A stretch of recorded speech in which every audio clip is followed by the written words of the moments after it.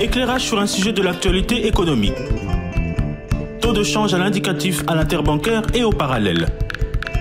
Cours des principaux minerais de la RDC, indice des prix à la consommation. C'est dans Jeudi Économie, chaque jeudi à 14 h après les infos. Et sa rediffusion jeudi 20 h. Jeudi Économie, émission présentée par Eric Ambago. Bonjour chers auditeurs, bienvenue à votre magazine hebdomadaire Jeudi Économie. Vous connaissez les rubriques, taux de change à l'indicatif, à l'interbancaire et au parallèle. Vous aurez le cours des principales méthodes d'exportation du pays, le panel de la ménagère et un invité pour commenter un sujet de l'actualité économique. Commençons par le taux de change. Béro Matonda, bonjour. Bonjour Eric Ambago. Quelle est la parité aujourd'hui? Franc-congolais, principale devise étrangère. La parité franc-congolais, principale devise étrangère à l'indicatif se présente comme suit. 1 dollar américain vaut 2427,8464 francs congolais. 1 euro équivaut à 2670,7086 francs congolais. 1 franc CFA égale à 4,715 francs congolais et 1 rand sud-africain vaut 137,5825 francs congolais. Au marché parallèle, 1 dollar américain équivaut à 2300 francs congolais et 1 euro équivaut à 2690 francs congolais et 1 franc CFA équivaut à 4,2 francs congolais. Et quel est le cours des principales matières d'exportation du pays? La tonne du cuivre a encore enregistré une hausse. Elle coûte 8720,25 dollars américains contre 8596,15 dollars américains la semaine dernière. Le coût de la tonne du cobalt n'a pas bougé. Il est toujours évalué à 32 975 dollars américains. L'once d'or est vendue à partir de 1935,15 dollars américains contre 1968,61 dollars américains la semaine passée. Le baril du pétrole revient à 79,75 dollars américains contre 79,17 dollars américains il y a une semaine. Une tonne de cacao est vendue à partir de 3543 dollars américains contre 3470 dollars américains la semaine dernière. Merci Béro Matanda. On vous retrouve avant la fin de l'émission pour le panier de la ménagère. Avec des terres qui recèleraient près de 22 milliards de barils de pétrole et 66 milliards de mètres cubes de gaz naturel, selon le ministre des Hydrocarbures, les autorités congolaises rêvent de faire de la République démocratique du Congo l'un des géants des hydrocarbures en Afrique. Avec ces statistiques, pourquoi la RDC n'est pas membre de l'OPEP, organisation des pays exportateurs du pétrole? On en parle avec le président du conseil d'administration de Cobil SA. Il est aussi homme politique. Monsieur Thierry Moussenepo, bonjour. Bonjour. L'RDC a donc un potentiel énorme au regard des chiffres qui ont été annoncés par le ministre des Hydrocarbures. Effectivement, la RDC a un très grand potentiel. C'est ce qui a fait même qu'à l'époque, lorsque HRT a fait les études sur les potentialités pétrolifères de notre pays, on a décelé énormément de réserves dans la cuvette centrale, mais aussi dans les deux grabens, celui de Tanganyika et le graben Albertine.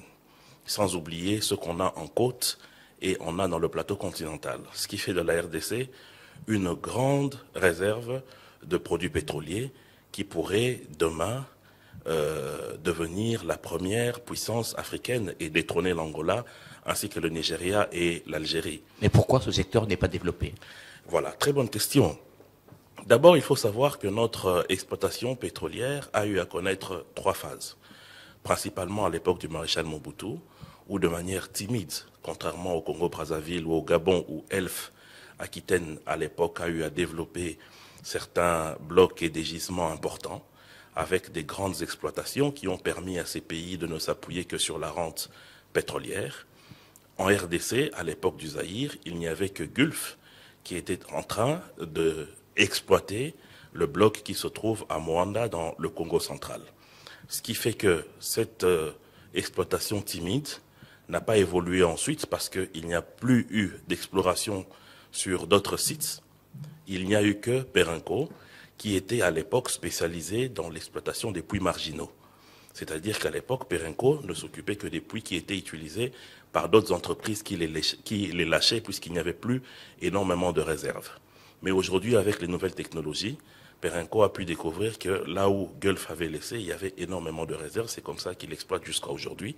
Ce qui explique les 22 000 barils jour que nous exploitons en tant que pays via cette société étrangère. Donc la production est essentiellement produit donc le pétrole par la société par Perenco. Maintenant, il se fait qu'il y a la deuxième phase. Lorsque le président Kabila accède au pouvoir, après l'élection de 2006, il y a eu l'honorable Lambert Mende, qui était à l'époque ministre des hydrocarbures, qui a lancé une vraie chasse pour les gisements pétroliers de notre pays.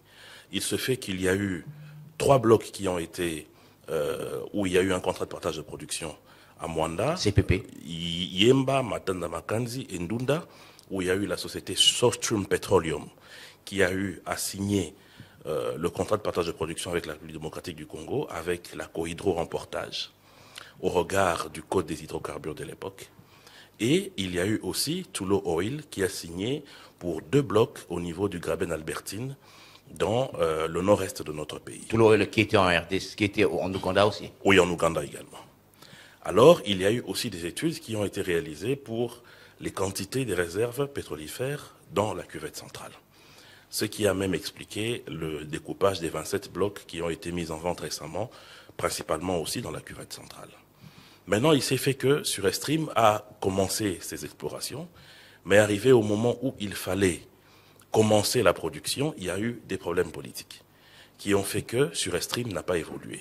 Et la plupart des actionnaires qui étaient dedans se sont retirés, notamment Moustapha Niasse qui à l'époque occupait le poste de PCA, ainsi que les autres partenaires juifs et sud-africains qui étaient dans le deal. Du côté de Tullow, il y a eu aussi des problèmes parce que lorsque l'ancien vice-ministre Badingaka a signé les 2 contrats de partage de production pour les 2 blocs, il y a eu une remise en question lorsque le ministre Mende est arrivé, où il a retiré les blocs de Tullow pour donner à Divine Inspiration, qui était accompagné de Petro SA. Ce qui fait que Tullow est parti en justice, et pendant toute cette période, ces 2 blocs étaient pratiquement mis aux achères parce qu'il fallait terminer le contentieux au tribunal international d'arbitrage de Paris. On va dire que ce sont les contrats mal ficelés qui ont conduit à tout ce chamboulement qui n'a pas permis à ce que nous puissions réellement évoluer. Alors la troisième phase, c'est lorsque le président Tshisekedi arrive au pouvoir. Il se rend compte que l'économie de la RDC est principalement appuyée sur les mines et qu'il fallait trouver un plan B et un plan C. Et dans son tableau, il a décidé qu'il fallait s'appuyer sur le secteur pétrolier, qui est un secteur porteur de richesse, le secteur gazier qui va avec, et aussi le secteur de l'énergie propre, avec le Grand Tinga pour l'hydrogène liquide. Alors, le projet d'hydrogène liquide, nous en ferons une émission prochainement où je vais vous expliquer exactement ce qu'est la vision du chef de l'État sur cette question. Et donc, il fallait implémenter rapidement un plan stratégique pour mettre sur le réseau la question du pétrole de la RDC. C'est comme ça que le ministre Boudimbo a pris ce travail à bras-le-corps pour permettre, d'une part, à ce que finalement nous puissions exploiter notre gaz, qui se trouve principalement, les 3 blocs se trouvent principalement dans le lac Kivu. Et il y a eu appel d'offres, et je pense que dans les 3 mois qui ont suivi, il y a eu déjà un dépouillement. Et puis les 27 autres blocs pétroliers, où il y a eu appel d'offres, et je crois que les 6 mois vont bientôt arriver à échéance pour qu'on puisse faire le dépouillement et connaître quelles sont les sociétés qui vont y travailler. Ça va permettre à ce que les 20 milliards de barils qui sont en réserve, prouvés, certifiés, par des études qui étaient faites par une compagnie brésilienne, vont permettre à ce que le Congo puisse devenir un majeur. Mais cela doit aussi se faire avec un grand réseau de pipelines, parce qu'il ne faut pas oublier que le Congo est sérieusement enclavé. Nous n'avons d'ouverture de bouche que vers les 14 kilomètres que nous avons ici, dans le Congo central, vers l'océan. Ce qui fait que, même lorsqu'il fallait exploiter à l'époque de Tullow les 2 blocs pétroliers dans le Graben Albertine, il fallait nécessairement créer un réseau de pipelines qui pouvait faire sortir ce pétrole soit vers l'Ouganda, soit vers l'intérieur du continent, c'est-à-dire en passant par la cuvette centrale jusque vers là où il fallait l'exporter. Donc c'est un grand défi qu'il faut relever.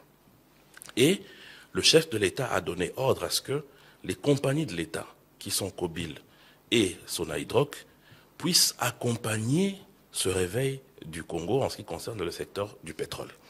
Parce que dans l'ancien contrat de partage de production, on ne parle que de la société d'État, qui est Sonatrach. Mais aujourd'hui, l'État a racheté toutes les parts dans Kobil et l'État est devenu principal propriétaire. Ce qui fait que si l'État aujourd'hui doit avoir deux sociétés qui doivent participer dans les contrats de partage de production, eh bien, il y a Kobil et Sonatrach. C'est ainsi que le ministre des Hydrocarbures a souhaité à ce que les deux entreprises qui sont Sonatrach et Kobil ne se limitent pas seulement dans l'aval pétrolier, c'est-à-dire dans la commercialisation du produit pétrolier fini, l'essence, le gazole, le jet et ainsi de suite, mais qu'ils puissent aussi être dans l'amont pétrolier, dans l'exploration-production. Ce qui fait qu'aujourd'hui, nous, Kobil, nous sommes en train de travailler pour que nous puissions avoir notre bloc, chercher des partenaires et entrer dans la production. Il faut la logistique aussi, vous n'en avez pas pour le moment. Non, mais cela se fait par des partenariats.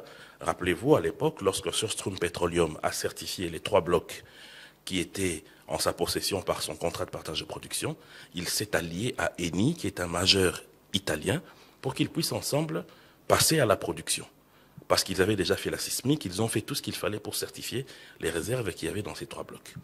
Mais le Congo, ce n'est pas que ça, ce n'est pas que le gaz et le pétrole. Il y a aussi tout un bloc de sable asphaltique qui se trouve à Mavouma, qui est aujourd'hui estimé à 800 millions de tonnes de sable asphaltique. C'est même ce sable qui, à l'époque, en 1958, si je ne m'abuse, a servi pour macadamiser l'aéroport de Mwanda et même le tronçon Mwanda-Tchela. Donc c'est pour vous dire que le Congo est un scandale géologique et que le deal, c'était de casser cette conception de la richesse potentielle à une vraie richesse. Et le président Tshisekedi est en train de le réaliser via le ministère des Hydrocarbures qui est tenu, il faut le dire, de maître par maître Didier Boudimbu, qui aujourd'hui est en train de réussir ce pari. Et je peux vous dire que dans très bientôt, la RDC aura la possibilité de pouvoir rentrer dans le monde des grands producteurs de pétrole. Parce qu'il faut savoir que tant que nous n'allons nous adosser que sur le secteur minier et que nous n'allons pas diversifier notre économie, nous allons avoir des problèmes. Rappelez-vous que les 3 glorieuses, c'est-à-dire les 3 décennies du maréchal Mobutu, ce rêve s'est arrêté lorsqu'il y a eu l'effondrement de la mine de Chikolombwe. Ouais. Et aussi la baisse des cours du cuivre. Et en 2014, la même histoire s'est produite avec la baisse du cours du cuivre et du cobalt, ce qui a même empêché à ce qu'on puisse réaliser les élections en 2016 parce que l'État n'avait pas le moyen. Et cette fois encore, cette année, avec la guerre de l'Ukraine et la congestion de l'économie chinoise, on vient de connaître la même chose avec une chute extraordinaire des cours du cobalt. Donc, tant que nous n'allons nous adosser que sur ça, nous allons avoir à chaque fois des yo-yo sur le plan de la rente de notre économie. Il est donc important, et c'est ça la vision du chef de l'État, de diversifier cette économie, que nous puissions non seulement travailler sur l'axe minier, mais aussi dans l'agriculture et dans le secteur pétrolier, et demain dans le secteur de la production de l'énergie propre avec l'hydrogène liquide. Donc cela passe par la signature des contrats réguliers, parce que, d'après ce que vous dites, ce sont ces contrats mal négociés qui ont abouti à des problèmes au niveau de la justice, des problèmes qui ont bloqué l'expansion du secteur pétrolier. C'était ça le challenge. Il fallait ficeler le dossier convenablement. Et cette fois, éviter les gré à gré, mais plutôt signer par appel d'offres comme ça a été fait cette fois-ci, parce qu'à l'époque, en 2006, il y a eu des contrats de gré à gré. Il y a eu des mauvais paiements. Il y a eu des mauvais contrats de partage de production qui n'ont pas respecté le code des hydrocarbures. Par exemple, avec Toulon. Ils ont eu à payer les 2 blocs au prix d'un. À l'époque, je me rappelle bien que le bloc pour le paiement du contrat de passage de production pour le bonus de signature était de 500 000 $. Donc, en ayant 2 blocs, ils auraient dû payer $1 million, ils ont payé que 500 000 $. Mais comment tout et où sont partis les autres 500 000 $? Travaille bien en Ouganda et négocie mal en RDC. Ils ont même eu des problèmes en Ouganda, je crois. C'est au Ghana qu'ils ont des bons gisements, qu'ils sont en train de travailler. Mais en Ouganda, je crois qu'ils ont eu des problèmes également. Donc c'est pour dire que la vision du chef de l'État, c'était de bien ficeler les choses, de respecter la procédure et de faire en sorte que les contrats de partage de production qui seront signés cette fois-ci ne puissent pas avoir des problèmes qui demain vont bloquer nos potentialités de richesse avec des procès inutiles au niveau des tribunaux d'arbitrage dans le monde entier, à Abidjan ou à Paris, mais que nous puissions plutôt réellement commencer une ère nouvelle avec une exploitation qui tienne compte de la réalité. L'industrie pétrolière en RDC, avec comme principal opérateur Perenco, a produit 8,430 millions de barils de pétrole seulement au cours de l'ensemble de l'année 2022, contre 8,355 millions au cours de l'année 2021, soit une légère baisse de production de 25 000 barils enregistrés. Aujourd'hui, tout ceci, c'est marginal, cette production, et ça, c'est l'avantage de Perenco. Je vous ai dit au départ que Perenco était spécialisé à l'époque dans les puits marginaux. C'est-à-dire que ces puits-là qui étaient utilisés par Gulf à l'époque, qui est aujourd'hui repris par Perenco, ne représentent plus énormément de gisements. C'est comme ça que Perenco se lance même dans les nouveaux blocs qui ont été mis en appel d'offres par le gouvernement congolais. Il y a une chose, c'est que nous ne pouvons pas aujourd'hui dire que la baisse de la production qu'il y a eu est due à une négligence, mais c'est plutôt dû à la consommation mondiale. Si vous vous rendez compte, depuis 2019 jusqu'à aujourd'hui, il y a eu plusieurs problèmes qui sont la conséquence de la baisse de la productivité de manière mondiale sur le plan économique. Il y a d'abord eu la Covid qui a plombé l'économie du monde et donc inexorablement la consommation, ce qui a entraîné cette baisse. Il y a ensuite la guerre en Ukraine et il y a le problème de la fermeture de la Chine qui pendant 2 ans n'a pas du tout ouvert ses frontières à qui que ce soit. Ce qui fait que ces 3 éléments ont produit cette baisse de productivité. Maintenant, nous ne pouvons pas, nous, en tant que pays, ne se contenter que d'un seul opérateur qui, en plus, n'utilise qu'un puits marginal. Et raison pour laquelle, aujourd'hui, le gouvernement est déterminé à pouvoir ouvrir le marché. Et je crois que dans les très prochains jours, Sochstrom Petroleum va déjà commencer la production, puisque je vous ai dit ici qu'il y avait déjà des études qui ont certifié les gisements qui se trouvaient dans ces 3 blocs. Est-ce qu'il y a la possibilité de contrôler ces productions? Parce que dans tous les budgets que nous connaissons, sur la ligne pétrole, c'est toujours 25 000 barils. 22 000 jour. barils pour 22 000 au jour pratique. Aujourd'hui, C'est 22 très 000 peu. barils jour. C'est très peu. Qui trompe qui? C'est les sociétés qui déclarent, parce que c'est le système fiscal du Congo, ou c'est le gouvernement qui n'a pas d'instrument de contrôle de la production de ces sociétés pétrolières? Je pense que la responsabilité, elle est d'abord dévolue à la Soda Hydroc, qui est en contrat, en portage avec Perenco et avec toutes ces sociétés pétrolières. Perenco se trouve en co-gestion avec ces entreprises. Donc c'est sa responsabilité de veiller. Canard boiteux. C'est sa responsabilité de veiller sur les intérêts de l'État. C'est même pour ça que nous, COBIL, nous nous battons pour que nous puissions aussi faire partie de ce deal, parce que nous sommes société d'État.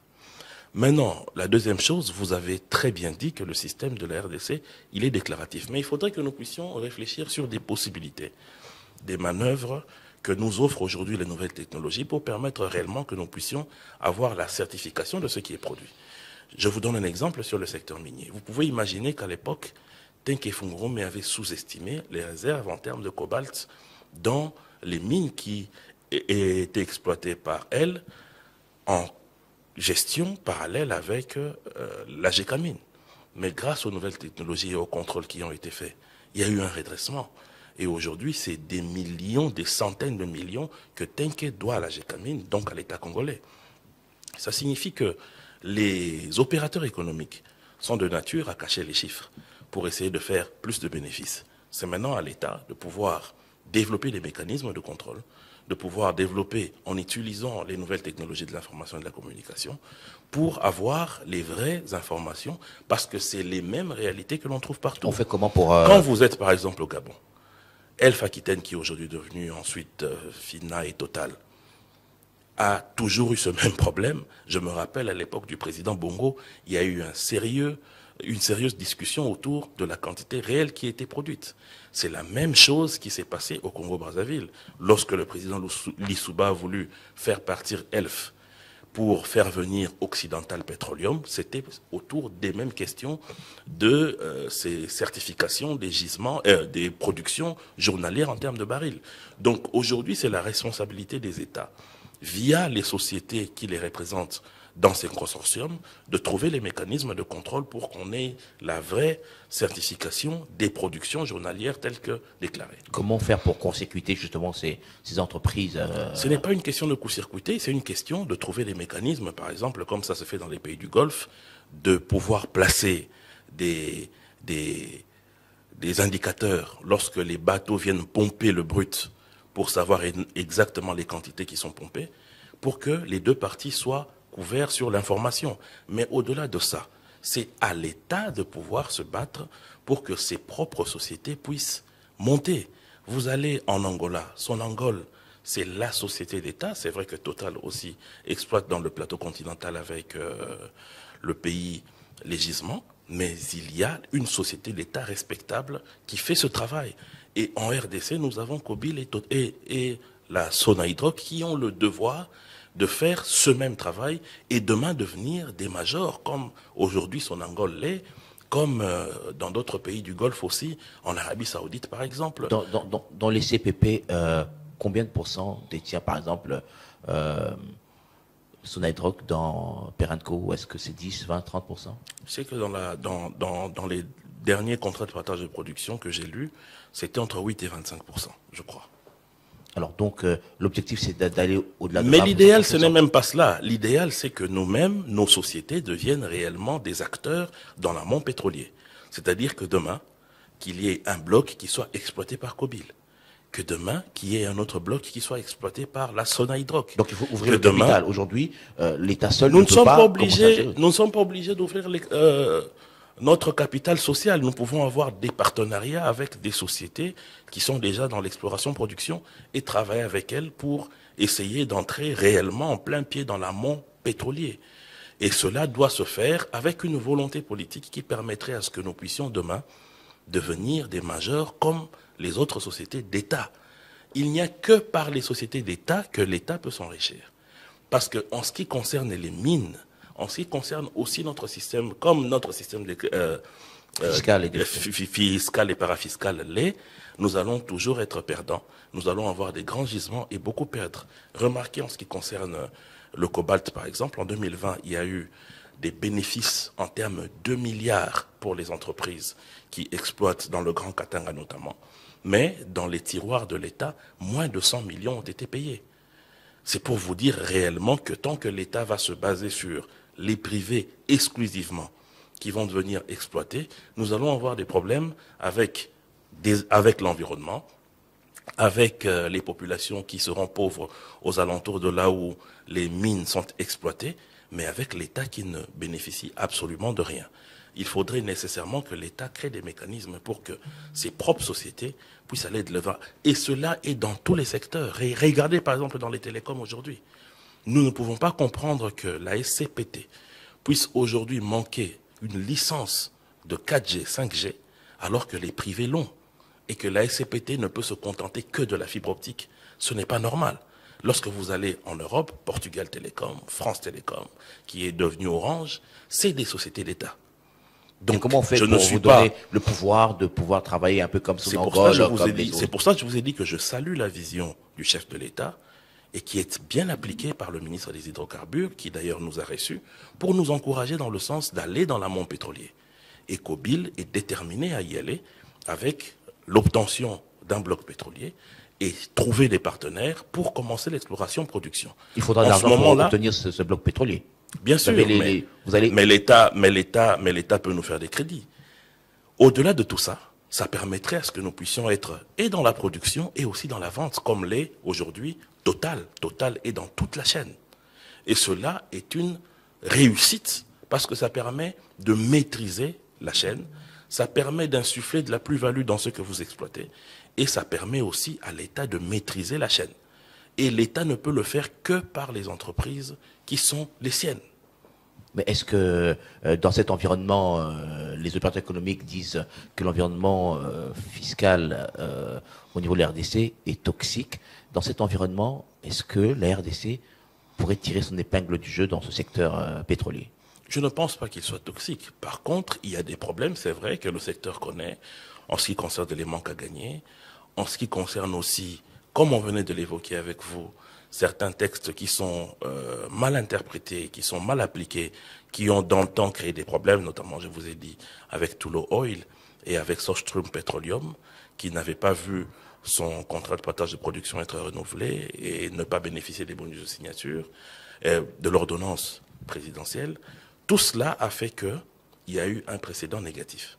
Mais je crois qu'aujourd'hui, la volonté du ministre des Hydrocarbures est démontrée, qu'il y a une volonté du chef de l'État, du gouvernement congolais, de pouvoir assainir le secteur et de donner aux opérateurs la possibilité de réussir.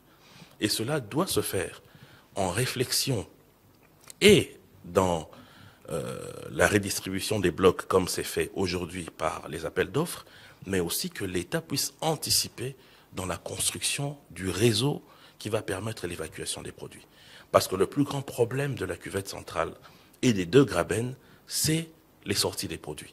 Parce que vous pouvez exploiter le pétrole dans le Mai Ndombe, mais comment vous allez l'acheminer vers les points où les grands bateaux vont venir les prendre pour aller vers les centres de traitement.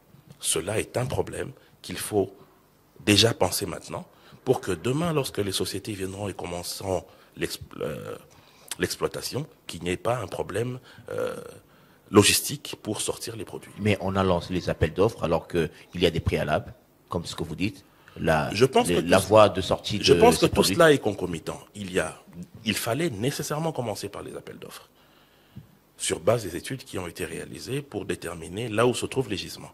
Et principalement aujourd'hui en RDC, c'est dans la cuvette centrale, dans le Congo central vers la côte, dans les deux Graben également. Et maintenant que les appels d'offres sont lancés, il faut voir avec les partenaires qui vont prendre les blocs comment est-ce qu'on va faire et aussi trouver la possibilité à ce qu'il y ait d'autres encore qui viennent pour installer les réseaux. C'est la même chose aujourd'hui dans la commercialisation des produits pétroliers où nous avons, nous, les sociétés qui commercialisent pour le compte de l'État, Cobil et Sonahydraulique, mais avec d'autres sociétés qui font le réseau comme CEP, qui font la logistique comme Saucir. Entre-temps, avec l'accord qui a été signé entre la RDC et l'Angola pour la zone d'intérêt commun, ça va déjà permettre l'augmentation de la production pétrolière pour le compte du Congo. Bien entendu, et ça c'était un coup de maître de la part du chef de l'État. Parce que vous savez que ce dossier a été traité depuis 2006, lorsque l'honorable Mende était ministre des Hydrocarbures. Mais on n'a jamais trouvé de réponse. Pour quelle raison ? Il y avait beaucoup de tergiversations, mais je pense aussi que c'était une question de volonté politique.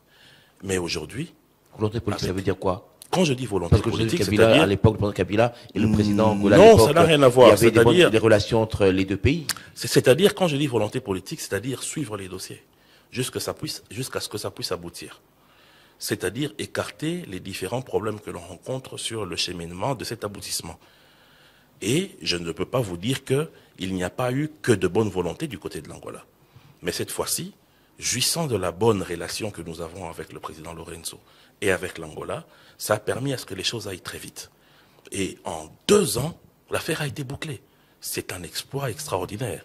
Et aujourd'hui, je peux vous dire que si la RDC réussit, comme nous sommes en train de le faire avec le secteur minier, avec l'assainissement qui est fait, et que nous réussissons aussi à démarrer une vraie exploitation pétrolière en multipliant par 10, par exemple, ce qui est produit aujourd'hui journalièrement, c'est-à-dire si on quitte de 25 000 barils ou 22 000 à peu près 200 000 barils jour, nous allons déjà être sur une très bonne voie.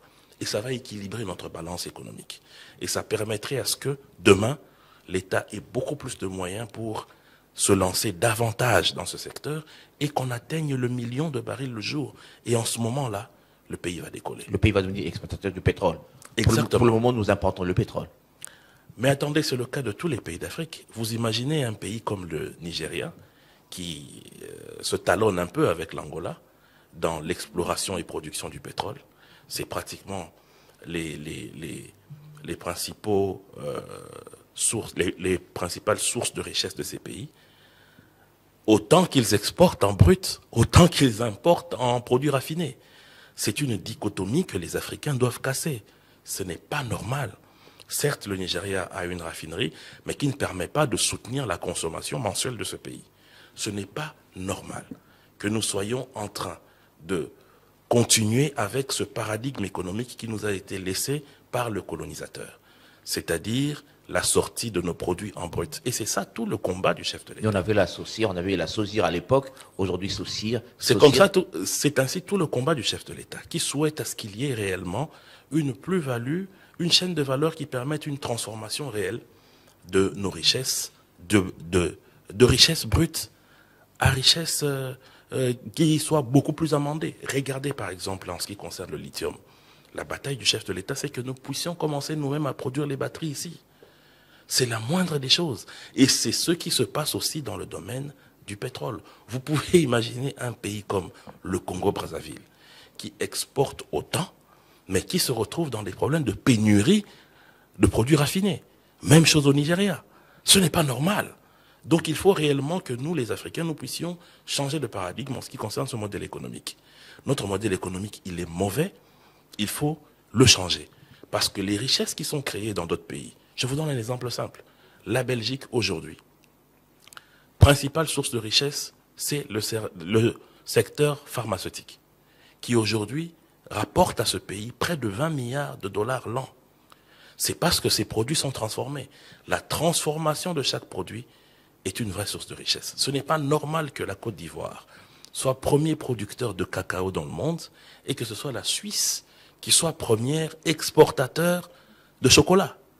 Et que la Côte d'Ivoire importe également. Ce n'est pas normal. C'est-à-dire que nous n'avons pas encore rompu avec le paradigme du colonisateur qui faisait en sorte que nous puissions continuer à exploiter le brut. Et d'ailleurs, les routes qui ont été construites dans nos pays, les chemins, les sentiers qui existent, c'est toujours vers les points de production et les points de sortie. Donc, il faut qu'on casse ça. Alors aujourd'hui, les CPP que vous devriez signer avec vos différents partenaires seront à l'avantage de la RDC ou à l'avantage des partenaires? Nécessairement, parce que c'est ça la vision du chef de l'État. Regardez même en ce qui concerne les Jeux de la francophonie. 70% des travaux ont été réalisés par des sociétés congolaises, des sociétés de construction de la RDC, qui ont réussi un challenge extraordinaire dans des conditions que je ne peux pas vous dire. C'est-à-dire que cette décision politique a permis aujourd'hui aux Congolais de se reconnaître comme un génie. Et c'est ça que nous devons implémenter dans tout ce que nous faisons.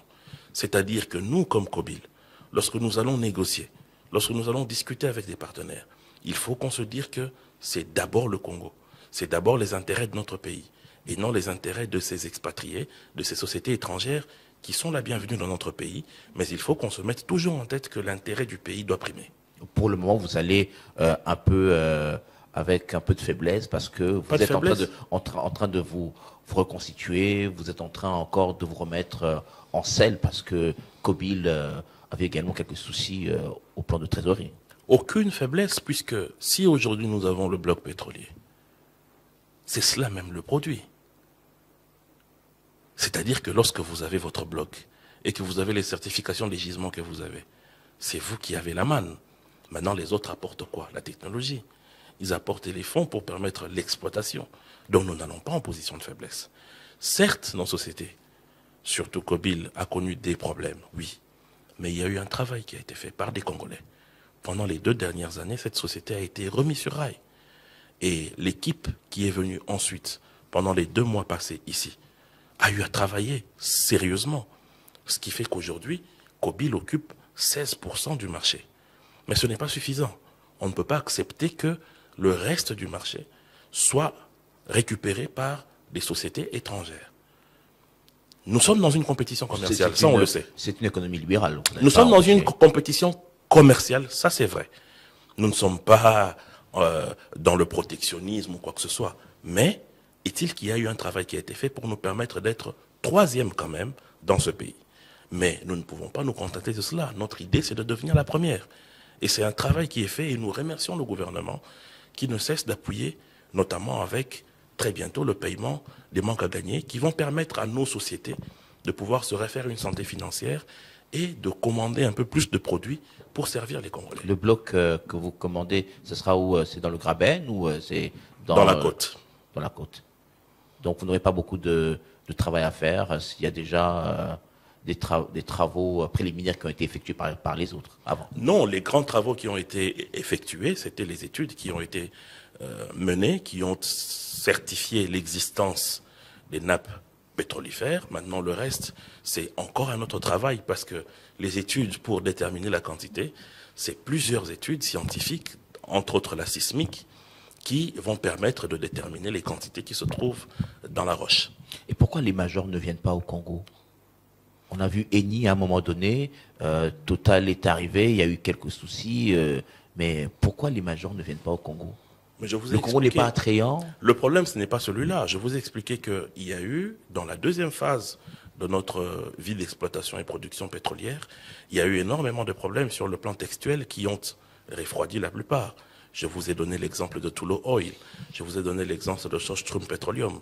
Mais aujourd'hui, avec la volonté politique du chef de l'État et le sérieux qui a été mis dans le ficellement des dossiers au niveau du ministère des Hydrocarbures, il n'y a plus lieu d'avoir peur de quoi que ce soit. Donc, les majeurs ne peuvent être que les bienvenus ici. Est-ce que on peut imaginer dans un futur proche ou éloigné la participation de 50% dans 50% du secteur pétrolier dans le budget de l'État? On peut imaginer ça? Oui, on peut l'imaginer dans un futur très proche, surtout si les sociétés qui sont sérieusement avancées, dans les blocs qui déjà ont des gisements certifiés, comme Yemba, Ndunda, Matamba, Makanzi, ici dans le Congo central, à Mwanda, ça permettrait d'aller très vite.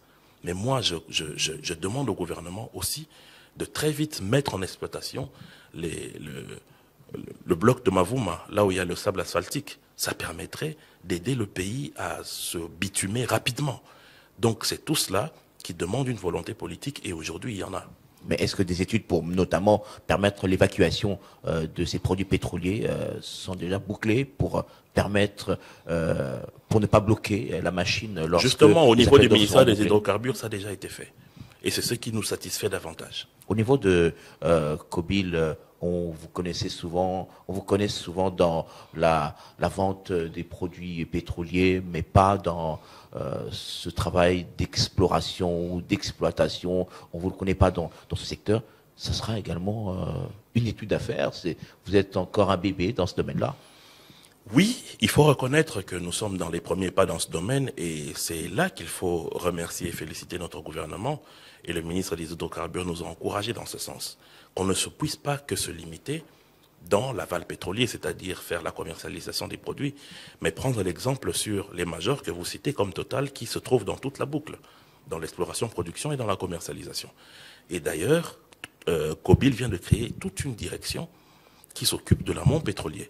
Donc nous allons très vite nous y mettre pour que nous puissions commencer à réellement rentrer dans ce domaine pour permettre à ce que demain le Congo puisse avoir une société qui est dans la boucle totale, c'est-à-dire dans l'amont et dans l'aval. Il n'y aura pas de conflit de compétences avec Sonatrach? Je ne pense pas, puisque nous sommes toutes deux sociétés de l'État. Et il est de... Mais Sonatrach était en avant, et donc des gens en contact avaient signé des CPP avec différents partenaires. Vous arrivez dans un secteur que Sonatrach connaît bien, il y aura des soucis. Est-ce que vous avez... Il y aura pas de soucis, puisque nous sommes toutes deux sœurs et filles d'une même mère qui est l'État congolais. Donc il ne peut pas y avoir de soucis. C'est tout à fait normal que nous puissions évoluer ensemble. Alors, exploitation pétrolière, opportunité économique ou désastre écologique? Justement, aujourd'hui, le monde entier est en train de connaître un réel bouleversement sur le plan climatique. Et les climatologues sont très sceptiques sur le fait que les énergies fossiles sont à la base de cette grande masse de perturbations dans l'écosystème mondial. Mais il faut qu'on se dise une chose, c'est que nous avons le droit de développer notre pays et nous avons besoin de moyens. Mais bien sûr que nous n'allons jamais le faire avec une destruction de notre écosystème. D'où toute l'ingéniosité qu'il faut pour que les contrats d'exploitation et de production puissent tenir compte de l'environnement. Et il y a des pays qui ont réussi ce challenge. Je vous donnerai l'exemple du Brésil, où Petrobras exploite dans la forêt amazonienne énormément de gisements pétrolifères. Mais à ce niveau-là, l'écosystème est protégé. Donc, nous pouvons nous rapprocher de ces frères brésiliens pour apprendre de ce qu'ils ont eu à faire, pour qu'on puisse l'implémenter ici. C'est vrai que ça pose problème pour certains blocs qui se trouveraient dans des parcs, comme celui parc des Virunga, où d'ailleurs à l'époque, la société Soko a eu à annuler des explorations et productions sur certains blocs à cause justement des problèmes liés à cette destruction de l'écosystème. Mais nous devons réfléchir. Nous devons réfléchir et c'est ça toute l'intelligence de l'homme, pour savoir comment concilier les deux. Parce qu'attendez, ceux qui aujourd'hui sont en train de venir nous dire que nous ne devons pas tuer notre écosystème, ils ont développé leur pays en faisant quoi? Mais seulement la chance que nous on a, c'est que nous on est conscients. On est conscient du fait que notre faune et notre flore sont une chance pour nous. Et que nous ne pouvons pas détruire ça. Mais non seulement pour nous, mais pour le monde entier. Donc il est important que nous puissions concilier les deux. Et lorsque vous suivez le discours du ministre des Hydrocarbures, lorsqu'il est en train de lancer, sur ordre du chef de l'État, les appels d'offres pour les 27 blocs pétroliers et les 3 blocs gaziers, il a martelé sur la question de l'écologie. Donc ça signifie que c'est un réel défi qu'il faut préserver, qu'il faut garder et qu'il faut avoir à l'esprit tout en continuant l'exploitation et la production telle que nous nous sommes fixés. C'est possible. C'est possible. Je vous ai dit qu'il y a un pays qui a réussi à le faire. Donc nous pouvons le faire parce que lorsque vous regardez la cartographie du monde, vous allez voir que la mappa mundi telle que ça se présentait dans le temps, le Brésil et notre partie du pays ont pratiquement eu la même plaque tectonique. Ce qui veut dire que les mêmes réalités écologiques que vous avez au Brésil sont les mêmes que vous avez ici dans la cuvette centrale. Donc ce qui est fait au Brésil et qui a réussi, nous pouvons très bien l'implémenter chez nous. Avec un budget de 16 milliards de dollars aujourd'hui, est-ce que avec l'exploitation du pétrole dans ces 27 blocs pétroliers permettra à la RDC d'atteindre un budget de 40, 30, 50 milliards de dollars? Bien sûr, parce qu'attendez, la RDC ne repose les réalisations de ses budgets que sur le secteur minier et sur le secteur des services. Mais déjà, avec la volonté du chef de l'État, on a atteint 16 milliards. Les autres pays comme l'Angola, le Congo-Brazzaville, le Nigeria, l'Algérie, la Libye de Kadhafi à l'époque, ne seraient posés que sur la rente pétrolière. Donc ce qui veut dire qu'aujourd'hui, si aux côtés des 16 milliards que l'on réalise grâce au secteur des services et au secteur minier, on ajoute le secteur du pétrole en décuplant ce qui est produit aujourd'hui, mais mon cher ami, nous allons atteindre les 40 milliards. Je rappelle que notre invité, c'est M. Thierry Mosenepo, le président du conseil d'administration de Kobil. Je dis également qu'il est opérateur politique. M. Thierry Mosenepo, avec vous, nous allons suivre le panel de la ménagère avec Béro Matanda. Sur le marché, les prix des denrées alimentaires de première nécessité sont fixés de la manière suivante. Un sac de haricots dénommé Milaï coûte 170 $ américains. Selon une vendeuse interrogée au marché Ziguida, le sac coûtait 190 $ américains. Avec la légère baisse du taux de la monnaie américaine, les grossistes ont revu légèrement à la baisse le prix du sac. La mesurette ou copo est à 2800 francs congolais. Les haricots appelés Goma coûtent 3500 francs pour une mesurette. Celle des Bilbil est à 3000 francs. Basolda coûte 3100 francs congolais. Un sac de farine de froment de 50 kg est à 105 000 francs congolais. La mesurette ou écolo varie entre 3500 et 4500 francs congolais. Un sac de riz de 25 kg varie entre 59 et 61 000 francs congolais. Celui de la semoule varie entre 52 et 56 000 francs. Un bidon d'huile végétale de 25 litres coûte 110 000 francs congolais. Celui de 5 litres varie entre 25 et 30 000 francs congolais. Un bidon d'huile de palme de 5 litres coûte 18 000 francs congolais. Un carton de poisson chanchard 20 plus est à 65 $ américains et le kilo coûte 10 000 francs. Un carton de poulet non emballé appelé communément poulet nu est à 31 $ américains et la pièce revient à 9, 10, 11 et 12 000 francs congolais, c'est selon le poids. Un carton de cuisses de poulet est à 23 $ américains et le kilo coûte 6 500 francs congolais. Les tripes sont devenues rares. Le carton est à 85 000 francs congolais. Les queues de bœuf sont devenues aussi rares. Le kilo est à 20 000 francs. Il était à 15 000 francs congolais. Un kilo de viande de bœuf coûte 18 000 francs. Celui de cartilage est à 12 000 francs. Un filet d'oignon coûte 120 000 francs congolais. Il était à 80 voire 90 000 francs congolais. Un oignon est vendu à 200, 300 ou 500 francs congolais. Une gousse d'ail coûte 300 francs. Un plateau d'œufs coûte 15 000 francs. Un sachet de sucre de 5 kg varie entre 13 500 et 15 000 francs congolais. Un sac des braises varie entre 45 et 50 000 francs congolais. Merci Biro Matanda, on vous retrouve la semaine prochaine avec vos différentes rubriques. Alors, Monsieur Thierry Moussenepo, rapidement quelques questions avant de nous quitter. Vous êtes opérateur politique aussi, comme je l'ai dit tout à l'heure. Pourquoi vous tirez sur tout ce qui bouge? Ce n'est pas lorsqu'il y a quelque chose, c'est vous qui montez au créneau. Qu'est-ce qui se passe? Vous êtes porte-parole de tout, Non, je suis communicateur de notre famille politique. Je ne peux pas accepter le mensonge, je ne peux pas accepter la désinformation. Parce qu'attendez, nous sommes dans une ère de la communication tous azimuts. Il suffit qu'une fausse information puisse demeurer pour que les gens prennent cela pour du vrai. Donc il est de mon devoir de pouvoir casser ce qui est faux. Parce qu'aujourd'hui, nous avons une mauvaise foi qui pousse certains compatriotes à ne se contenter que du mensonge, de la désinformation, pour exister politiquement, au lieu d'apporter un discours de programme, un discours de contre-proposition de projet. Donc, on ne peut pas se taire face à cela, ça serait être complice.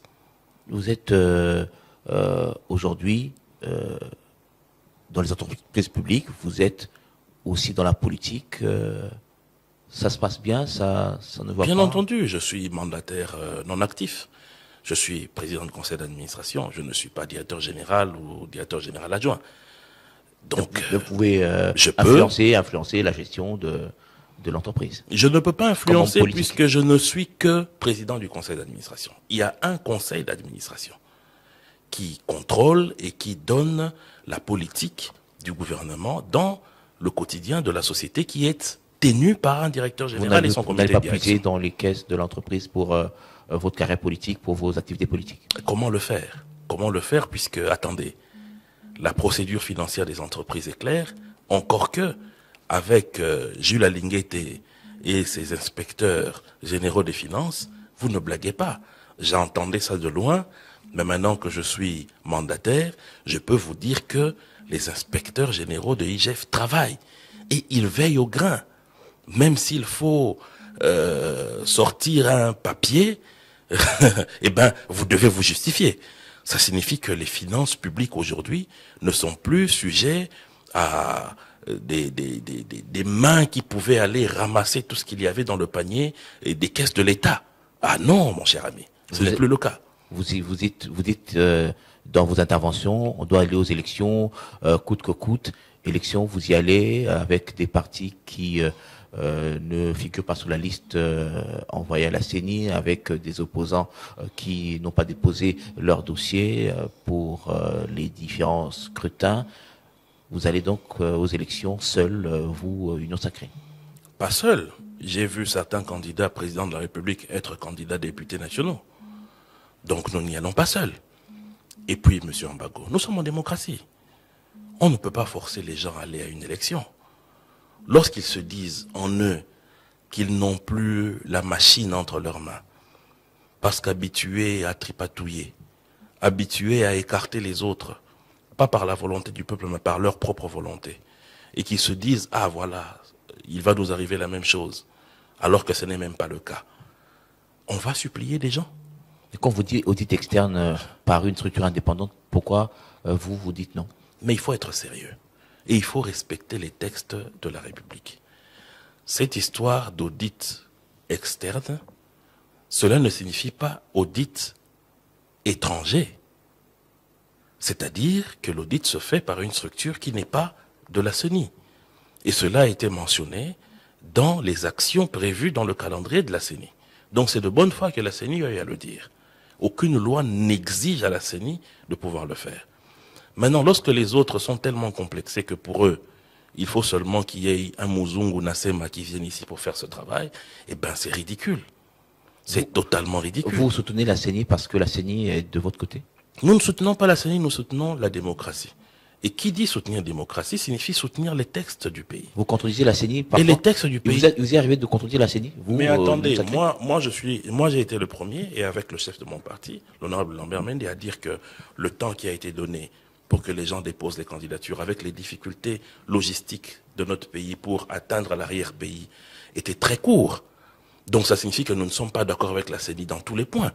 Mais il ne faut pas non plus tordre la loi. Lorsque les gens se permettent d'aller dire à la CENI qu'il faut changer les juges de la Cour constitutionnelle, vous trouvez ça sérieux? Lorsque les gens vont aller dire au président de la CENI que vous n'êtes pas l'homme qu'il faut, sur base de quoi? Parce que les lois, la loi organique sur le fonctionnement de la CENI dispose que c'est les confessions religieuses qui doivent décider de qui sera là. Vous qui êtes parti politique, vous venez dire que lui n'a pas le droit d'être là. Sur base de quoi? Donc lorsque nous ne défendons pas la CENI, nous défendons la démocratie, nous défendons les textes du pays. Nous disons, monsieur, vous êtes en dehors du texte parce que vous voulez faire de la dictature avec votre propre vue d'esprit. Donc vous dites que l'opposition a tort sur tous les plans, vous avez raison. Non, mais attendez, nous ne sommes pas dans une église où c'est le curé qui dit tout et tout est oui. Nous disons que certes, l'opposition peut avoir raison dans certaines critiques. En ce qui concerne, par exemple, lorsqu'il y a eu les enrôlements, il y a eu des bureaux qui ont eu à faire des défaillances énormes. Ça, c'était vrai. Le président de la CENI lui-même l'a reconnu.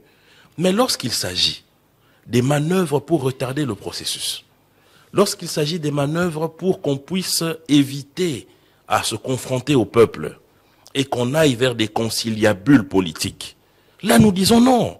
Lorsqu'il s'agit des manœuvres pour tordre les lois, en l'occurrence la loi électorale, qui dispose de qui doit choisir qui à quel poste au niveau du bureau de la CENI et de la plénière, nous disons non. Lorsqu'il s'agit de remettre en question des effectivités telles que, aujourd'hui, on a un fichier électoral, élagué des doublons. Aujourd'hui, nous avons une deuxième convocation de l'électorat en ce qui concerne les députations nationales et les députations provinciales et les locales. Mais pourquoi faille-t-il encore en ce moment continuer à chercher les sexes des anges? Lorsqu'on a des individus, lorsqu'on a des individus qui remettent en question les choix des juges de la Cour constitutionnelle, alors que la loi prévoit de quelle institution doit provenir 3 juges du Parlement, 3 juges du Conseil supérieur de la magistrature. Vous remettez en question les choix de ces institutions. Est-ce que nous sommes en train de vouloir vraiment implémenter la démocratie? Ça, c'est de la dictature. Vous serez candidat Bien entendu, j'ai déposé ma candidature à la législative nationale, ici, à Kinshasa, dans la circonscription de Lukunga. Je rappelle que notre invité, c'était M. Thierry Mosenepo, le président du conseil d'administration de Cobit SA. Il est aussi opérateur politique. Merci d'avoir répondu une fois de plus à le jeu d'économie, surtout dans cette nouvelle casquette de... C'est à moi de vous remercier, monsieur. On espère qu'on vous aura prochainement pour d'autres sujets. Toujours disponible pour le public de Top Congo. Merci à Miguel Mena, le réalisateur. Merci à Patrick Mugongo qui a permis la diffusion de cette émission sur YouTube et Facebook. Merci à vous d'avoir suivi cette émission. On se retrouve la semaine prochaine. Vous pourrez suivre également cette émission sur notre page Facebook, émission Jeudi Économie avec Eric Kambago. À très bientôt. Éclairage sur un sujet de l'actualité économique. Taux de change à l'indicatif à l'interbancaire et au parallèle. Cours des principaux minerais de la RDC, indice des prix à la consommation. C'est dans Jeudi Économie, chaque jeudi à 14h après les infos. Et sa rediffusion jeudi 20h. Jeudi Économie, émission présentée par Eric Kambago.